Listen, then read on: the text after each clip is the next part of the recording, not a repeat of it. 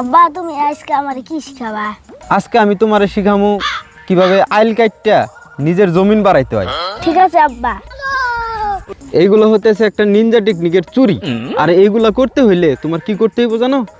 একটা এই যে এরকম কোদাল লাগবে, তারপর টুপি পরবা, হাতে আবার তসবিও রাখবা, যাতে কেউ বুঝতে না পারে যে তুমি ডিজিটাল কায়দায় মানুষের জমিন চুরি করো। ঠিক আছে আব্বা, আমি কেমনে করবো শিখাও।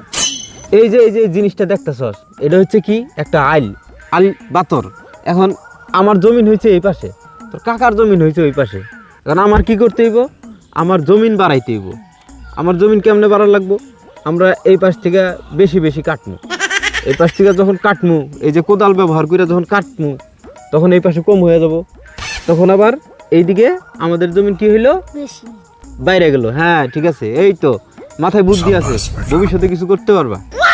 এমনি করে তুমি ক্ষেতের আইলগুলা ছাটপা, ওকে আব্বা, ঠিক আছে।